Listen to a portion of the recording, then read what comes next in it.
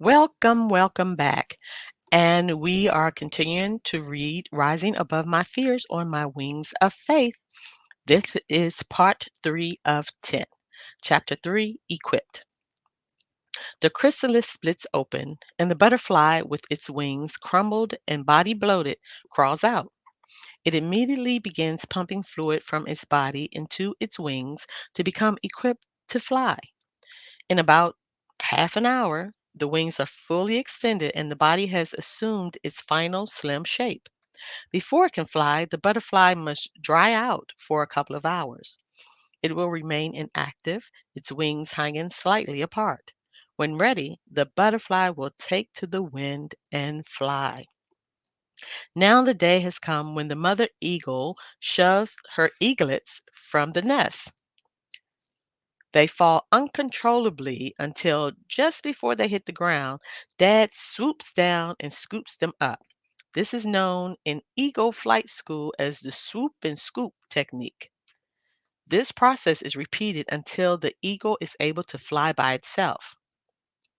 Now, just as human beings must pass certain cultural rites of passage in growing from childhood to adolescence to adulthood, the bold eagle must take its first flight away from the nest.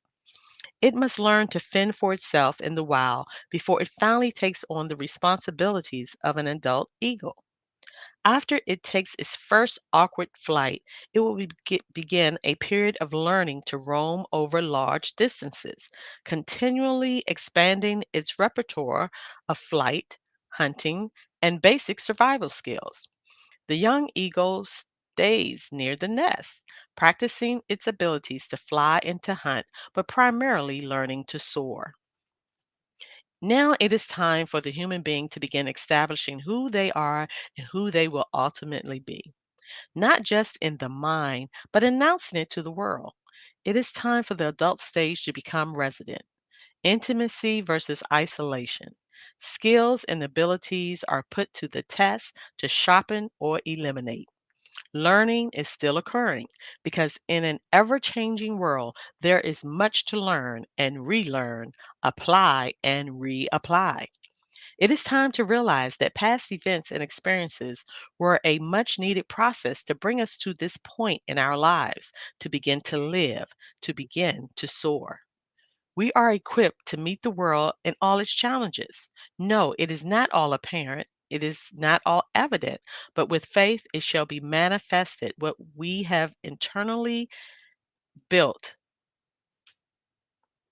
Everything has been provided to make the flight. The nest just has to be stirred so that we can believe we got what it takes to have an enjoyable and successful flight. From the equipping, we can relate to the creatures of flight. The butterfly has come full term to its fullness. It crawls to a place where it begins to pump life-giving fluids into the integral parts of its body and enables it to fly. Its body is slimmed and its wings are spread. It is fully equipped to fly. We must make sure we are in the right place, with the correct words being pumped into the inward parts of our being to equip us to spread our wings to fly. We must make sure our environment, our atmosphere, is conducive to assisting in this final process because the butterfly definitely makes sure of that. So, should we accept anything less? The butterfly knows that it must hang upside down to allow the wings to dry out for a couple of hours, or else it will be crippled and unable to properly function. If the butterfly was on the ground, it could not hang. If it was lighted on the hood of a car, it could not hang. It knows it must be on a tree branch to complete the process.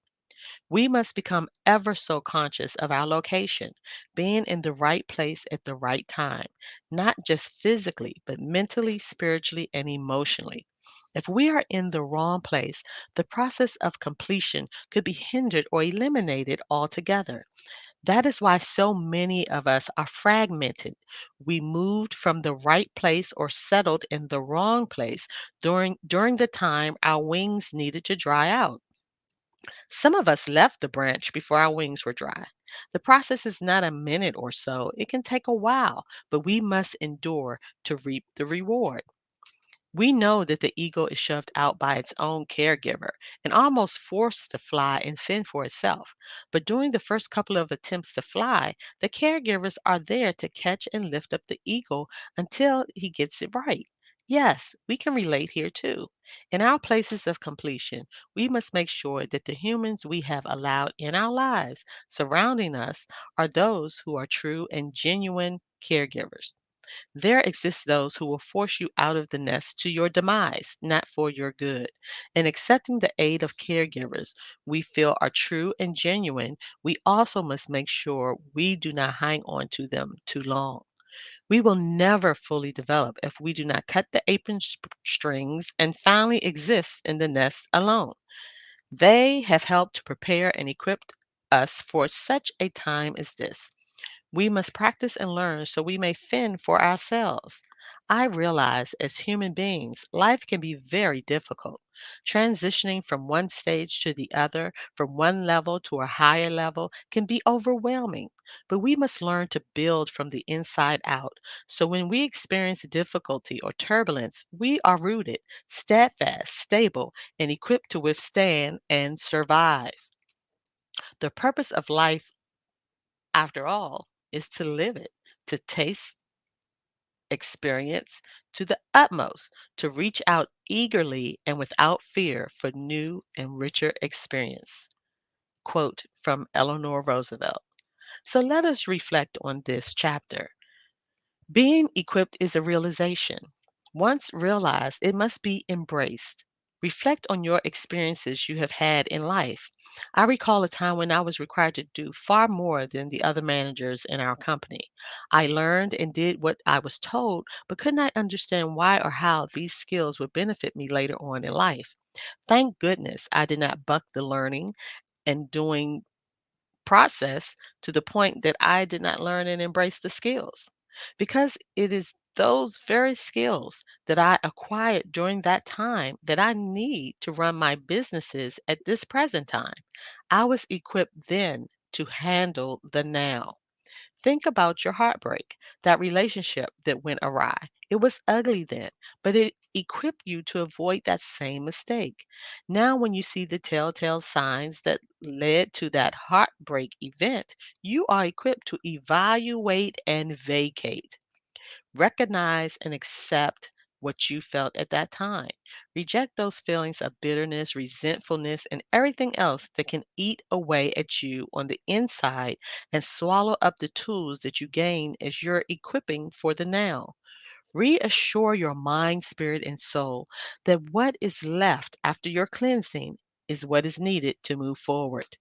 Receive and reclaim all the internal equipment that can be used for your good and the good of others. Rejoice that you have been true and honest with yourself and to yourself. Now be thou revived, equipped, in sync, and in harmony with your true self. Now, everything else, internal or external, will assist you in gaining permission from your control tower to prepare for flight and take off. It is far better to be free to govern or misgovern yourself than to be governed by anybody else. Quote, Kwame Nkrumah, to be who you are and become what you are capable of is the only goal worth living. Quote from Alvin Alley. Beware of wrong places, the wrong atmosphere, and dependence too long on others and the caregivers that are actually life takers. Realizing that you are equipped, be in a mode of thanksgiving for everything that you have gone through, the good, the bad, and the ugly, up to this point in life. For it is now going to work for your good. Prepare for takeoff. Just believe you can, and you will. We will continue. I hope you enjoyed this chapter.